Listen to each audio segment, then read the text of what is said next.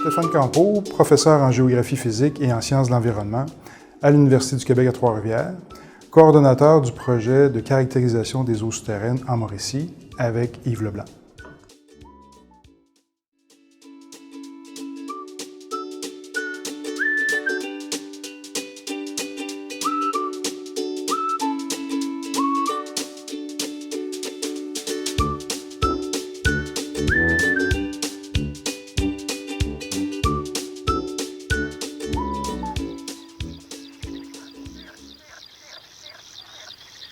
On retrouve en Mauricie 4 contextes hydrogéologiques.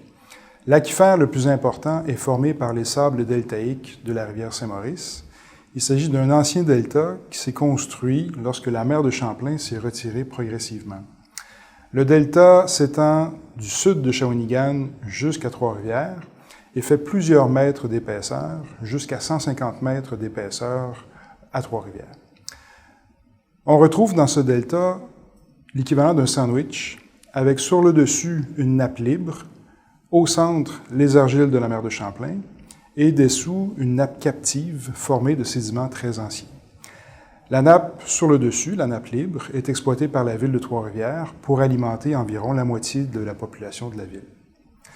De chaque côté du delta, on retrouve les argiles de la mer de Champlain, les argiles imperméables, et dessous les argiles, on a une nappe captive avec une eau de mauvaise qualité puisqu'elle est fortement minéralisée et contient une certaine quantité de gaz naturel.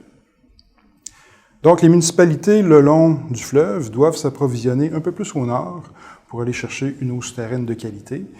Et vous allez retrouver au nord 2 formations principales, c'est-à-dire la moraine frontale de Saint-Narcisse, qui peut contenir certains aquifères, et également les terrasses littorales et les deltas à la sortie des vallées du bouclier canadien. Dans ces formations, on retrouve un certain nombre d'aquifères exploités par les municipalités. Finalement, nous avons le bouclier canadien, et dans le fond des vallées des rivières, on retrouve certains aquifères constitués de matériel granulaire transporté par les eaux de fonte des glaciers. Finalement, le roc, comme tel, peut être un aquifère. Cependant, il est peu productif et utilisé surtout pour des puits domestiques.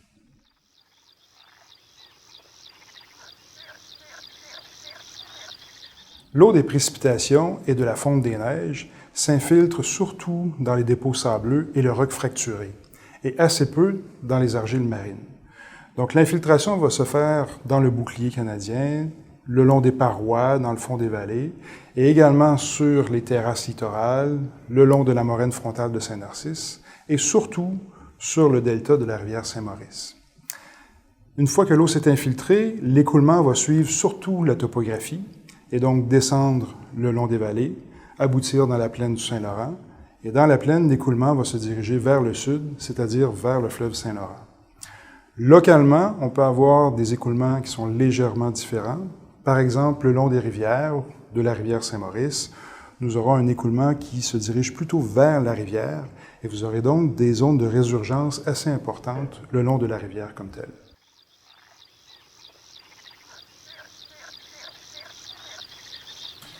Les eaux souterraines de la Mauricie sont en général de bonne qualité. Les problèmes rencontrés sont surtout d'ordre esthétique.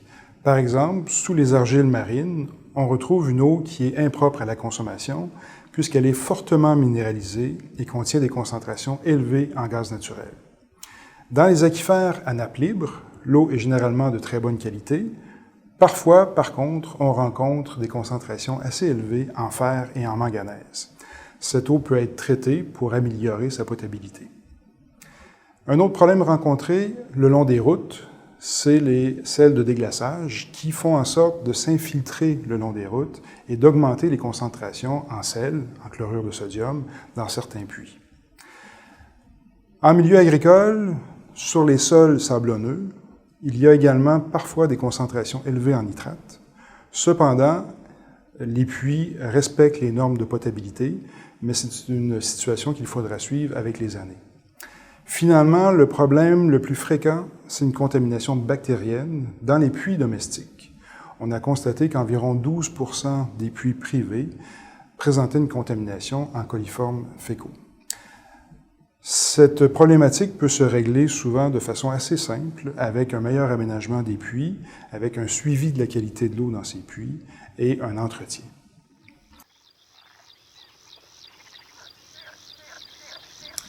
Globalement, nous avons estimé que les prélèvements totaux d'eau souterraine représentent environ 20 millions de mètres cubes par année. Ça semble beaucoup, mais ça représente uniquement 3 % de la recharge.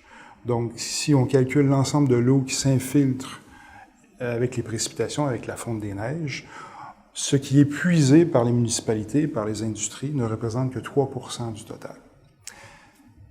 Lorsqu'on observe les piézomètres, donc le suivi à long terme de certains puits, on constate qu'il y a un cycle d'environ 7 à 8 ans, au cours duquel, parfois, l'eau souterraine peut descendre d'environ 2 mètres. Donc, à certains moments, il est possible que des puits soient à la limite de leur capacité, mais il s'agit d'un cycle d'environ 7 à 8 ans. Globalement, la ressource ne semble pas surexploitée. Bien entendu, à Trois-Rivières, l'exploitation est plus importante, mais à d'autres endroits, on a observé des aquifères qui ne sont pas exploités. Par exemple, le long de la faille de Saint-Cuthbert, dans le Piémont, où il semble y avoir un aquifère intéressant, mais qui n'est pas exploité à l'heure actuelle.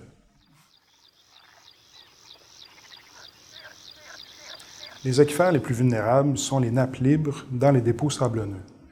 Dans ce type de dépôt, une contamination qui provient de la surface peut facilement s'infiltrer dans le dépôt, qui est très poreux, et rejoindre la nappe phréatique. Le delta de la rivière Saint-Maurice est particulièrement vulnérable puisqu'il est essentiellement sablonneux. Dans la partie nord, nous retrouvons une certaine densité d'activités agricoles avec un potentiel de contamination par les nitrates qui viennent des fertilisants. Dans la partie sud, nous avons une zone plutôt urbaine et industrielle qui peut être éventuellement vulnérable à une contamination également.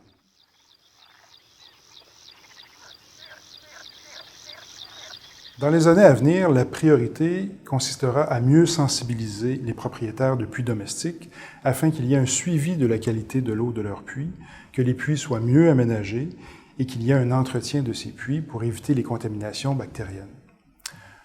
Ensuite, l'intensification de l'agriculture, notamment sur les sols sablonneux, pourrait présenter une menace éventuelle en ce qui concerne les concentrations en nitrates qui peuvent s'infiltrer en raison de la fertilisation, particulièrement dans le delta de la rivière Saint-Maurice, où on a constaté une augmentation des activités agricoles dans les dernières années. Finalement, un facteur largement inconnu, les changements climatiques. Quel sera l'impact des changements climatiques sur la nappe phréatique? Ce facteur est plutôt inconnu.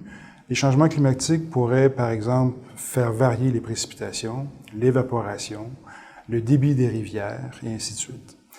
Il sera donc important de suivre l'évolution de la nappe phréatique sur une longue période à l'aide de piézomètres.